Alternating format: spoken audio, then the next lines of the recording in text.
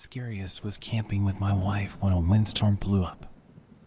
I am talking trees being blown over, branches falling, the works. In a forest full of jack pine. Sad face. The creepiest was camping with my best friend. We were in a semi-remote camping area.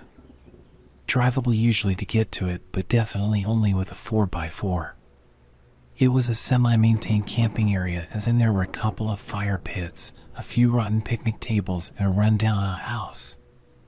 Parks check this place once a year or so. So we get there and start setting up when Buddy wanders over to the shitter and opens the door. He stands there for a second or two and then closes the door and goes to the second one, goes in and comes out a few minutes later.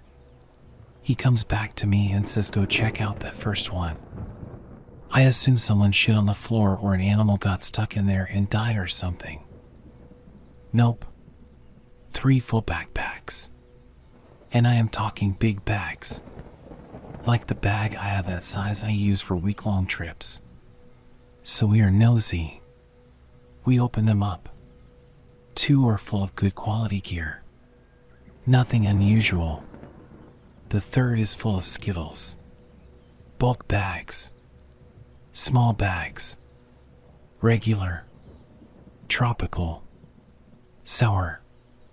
Every flavor and size of bag you can imagine. Just full of skittles. Camped for 4 days. Never saw a soul. Bags still there when we left.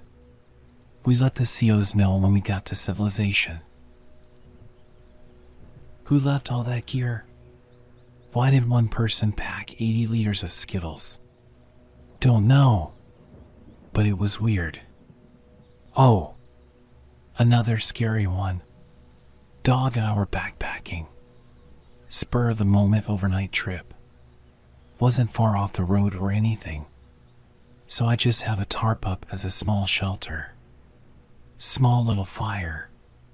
Wasn't really hiding per se, but wasn't being obvious. Just dozing off when I hear a truck rip up and a bunch of drunken voices. Then the shooting started. Now they probably didn't know I was there. I was parked on a different road and hadn't realized I had walked as close as I had to the second one. But I still don't like being in the area when a bunch of drunken yahoos are shooting off guns. Especially when I was fairly certain they were shooting in my direction based on the lay of the land. So I put Pupper on a tight leash and headed out ASAP.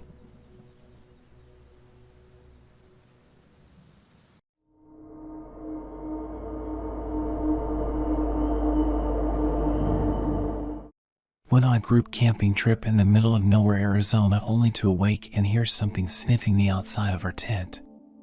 My immediate reaction was that it was likely a bear or some animal that came across our site, and just maybe my dumbass friends didn't tie up the garbage. Seconds later, I can hear the sniffing go to the tent next to ours, and everyone in mine grabs one another quietly to acknowledge we all were awake and were aware of what's happening outside. Moments later, a friend in another tent popped out and started to scream and make noise. He had a gun too, hoping it would scare off whatever animal was in our sight. Turns out, it wasn't an animal. It was some guy who had gone through our coolers/food and also decided it'd be okay to sniff our tents. Our friend chased him off and we immediately packed our shit and left.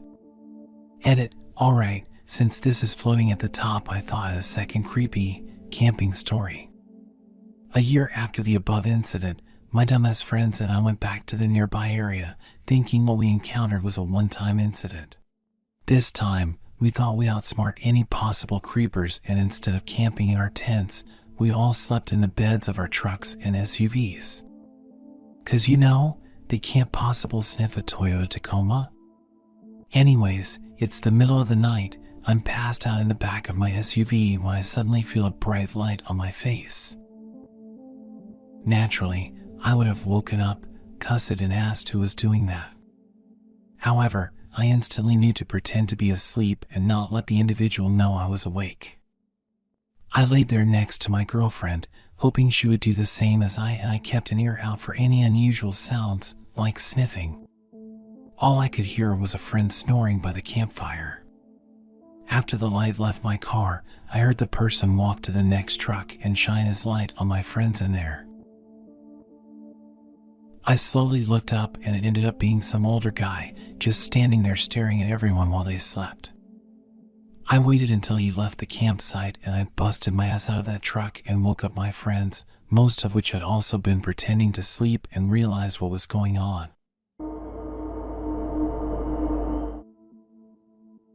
Not exactly camping, but kind of. I lived in a very small town once when I worked from my laptop. Like, population 200 small. I was in a small cabin in the woods, though next to the highway. One day I was walking my dog and heard 2 gunshots somewhere nearby. Didn't think much of it, it's a hunting area and it's kinda redneck-like. The next day, or the day after, a truck pulls up. I don't even know anyone in this town, so it's weird and I'm put off. Guy calls me over, says he's my neighbor. Asks if I heard the shots. I said yeah. He claims it was his neighbor taking pot shots at his house over a land dispute. Doesn't ask me to be a witness for him or anything, just if I heard. Okay. Seems really odd to me. Never met this guy before, and when I say neighbor, I mean 501 km away out of sight. He asks me whether I have any guns myself. I say no. Says he is a great dog trainer. He asks me to go over and mow his lawn and please ensure to bring your dog. In the strangest way, just like that. Please ensure you bring my dog's name. I can't describe it, but his mannerisms and the way he talked was just plain creepy, especially that line. He leaves soon after, and I'm thinking, fuck, I just told this guy not only that I heard the gunshots, but that I'm unarmed here. How do I even know it was his neighbor like he claimed, and not in fact that this weird dude has shot someone at his home and is trying to see who might have heard/witnessed? I wouldn't go to his house, not a chance. Horrible feeling. Then he kept showing up asking why. Calling and texting asking why. I gave him my number before realizing how weird he was. Really adamant I go over there. Turns out the guy is a total alkie, lost his wife, lost his job, lost everything, very dangerous mental state. Nothing to lose. The small store owners in town explained the guy to me. He's apparently the most hated guy in the valley, bad reputation. I'm now really freaked out. I found it very hard to sleep after that. Cabin in the woods, nobody nearby that would hear any commotion, ample angles for the place to be approached from the woods, and just a can of bear spray and a knife. And the guy knows I have no guns. I would be kept up for hours listening at night for any movement outside, as it was dead silent there. One night, middle of the night, my dog starts to growl. Then growls more. I don't hear anything, but it didn't matter. Every room in the cabin had a window but the bathroom. I just got up, grabbed the knife plus bear spray, and locked myself in that bathroom for hours listening. I think I eventually fell asleep in there. I don't think I've ever felt that kind of dread. I just pictured this lunatic sneaking up with a shotgun to take me out for maybe having heard him murder someone with a gun days earlier. It was just awful. I moved, but unfortunately the new landlords were equally creepy and even started trying to steal my dog, even though they had 3 literally. I heard them discussing it, how they had to make themselves the in crowd so that she'd want to be with them, and hand feeding her dog food when they thought I wasn't looking. Must have just been the small town thing, totally strange people in that town for the most part.